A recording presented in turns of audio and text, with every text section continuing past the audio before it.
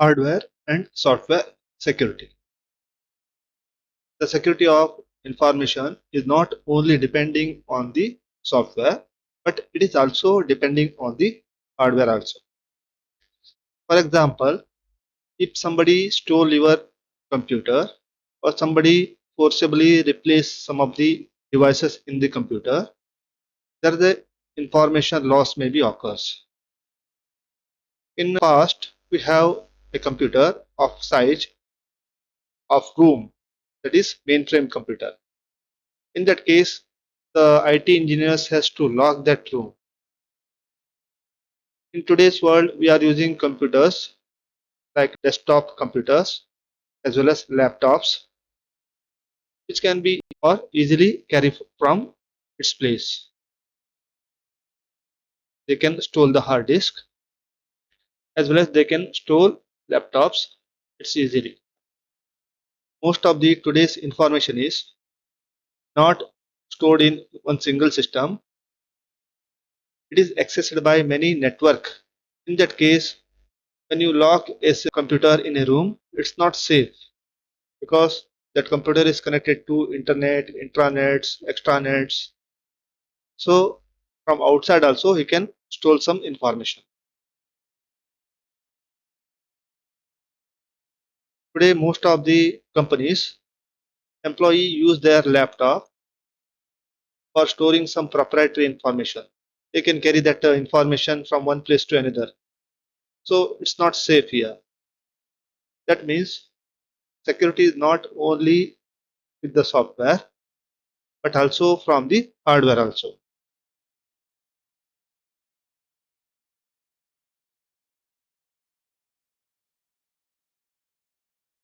Whatever may be the security you provided, you have to remember the 2 points, important points. The first one is called as no form of security is atomic. If you apply any software or if you apply any hardware, it's not give automatic security. We have to work on that. We have to manually do some works and give some security to the systems. That is, security is not automatic. We have to make some changes in the settings. Second one is no form of security can do it all. Whatever may be the best computer you use, efficient computer you may use, it's not give all type of security. It will do a part of job of a security. That means you can use any computer, it not give all the type of security. But some computers give most of the security options.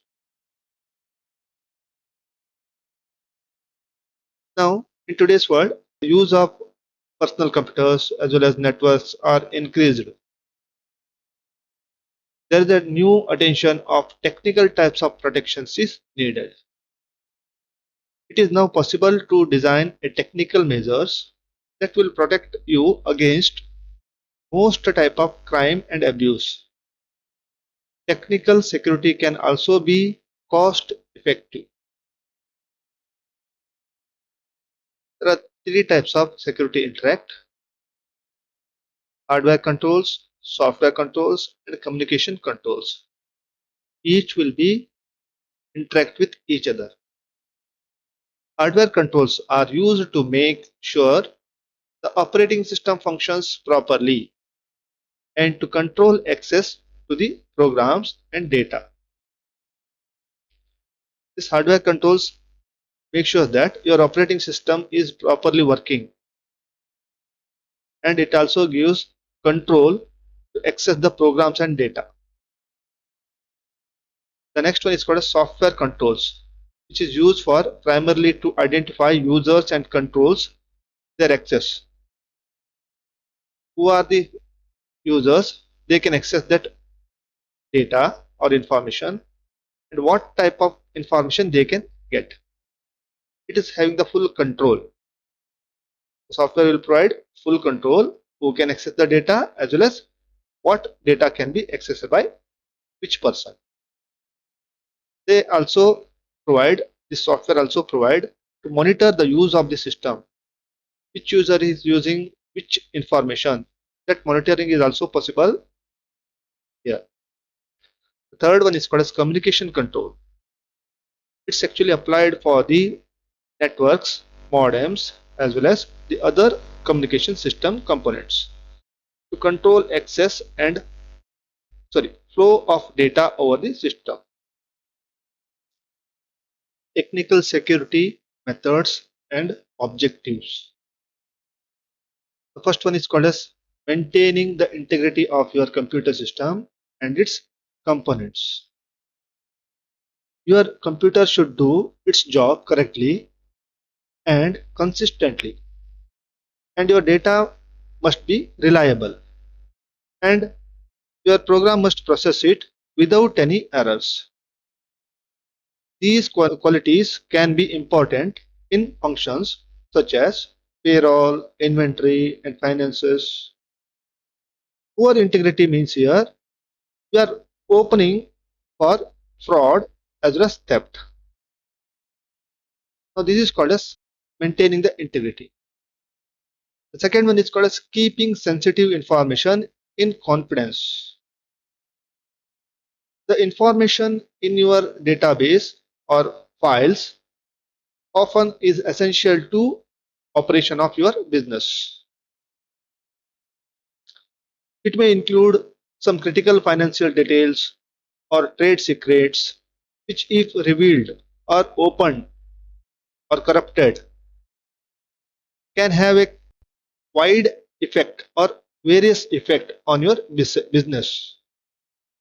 You must also be careful to protect the privacy of personal data of your customer as well as employees. The third one is called as making computer services available whenever they are needed. Third most important point is here the availability. You know, the risk and frustration of a computer goes down. If you are running some applications and your systems go down, it won't give you feedback. In that case, you are frustrated. Good technical control can help to minimize that problem, protecting the system from sabotage, accidents, misuse, and even poor design. A secure system should meet these 6 requirements. The first one should be it must implement an explicitly defined security policy.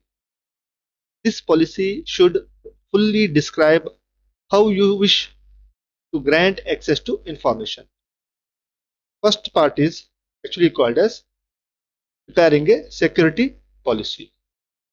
Once you prepare a security policy, you have to describe how to apply this security policy and who can access that information will be provided by the security policy. The second one is all information should be classified according to its security level. Which user can access which type of data, that is a security level is also specified. If you go to banking system, the information available to customer is different from the clerk used in the or working in the bank. The more authority is given to the manager rather than clerk. Means each user has their own security level. Every individual who is authorized to use the system should be positively identified and granted access only to designated process. Whenever any user try to access your data, each user should be first authorized.